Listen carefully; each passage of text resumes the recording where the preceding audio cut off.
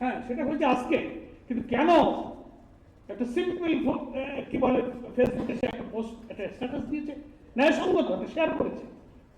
আপনি তাকে, একজন নারীকে, তার প্রতিবন্ধী বাচ্চাকে ফেলে তার থেকে গ্রেপ্তার করে হাত করা করায় নিয়ে গেলেন। লজ্জা করা উচিত। যারা আইসিটি অ্যাক্টের কথা বলেন, সংবাদপত্রের স্বাধীনতার কথা বলেন, ফ্রিডম প্রেসের কথা বলেন,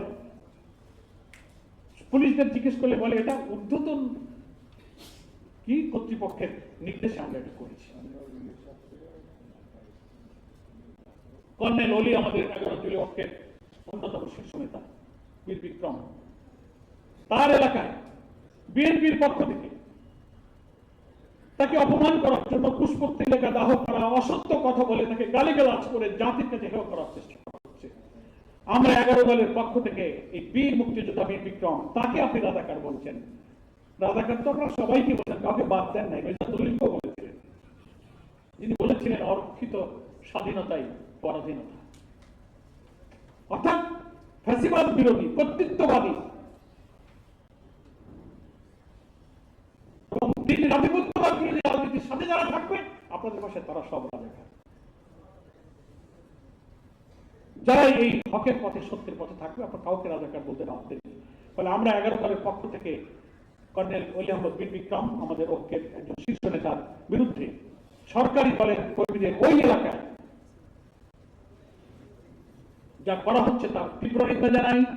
স্বরাষ্ট্রমন্ত্রীকে আমরা বলবো, আপনি সেখানে পদক্ষেপ নিয়ে আপনার দলের এই সমস্ত কর্মীদেরকে আপনি নিবৃত্ত করুন। জাতির একজন বীর মুক্তিযোদ্ধা, দেশের একজন সিনিয়র পলিটিশিয়ান, তার মর্যাদা রক্ষা করা সরকারের দায়িত্ব, রাষ্ট্রের দায়িত্ব।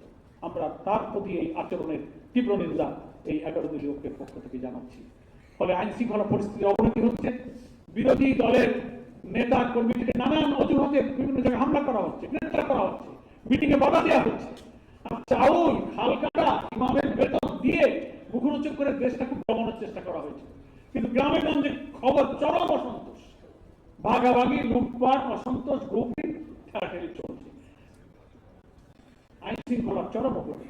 তো ফলে 5 বছরের 1.5 বছর যায় নাই, আল্লাহ জানে 5 বছরের জাতির কপালে কি আছে। এক্ষুনি সংযত হন, এক্ষুনি নিবৃত্ত হন।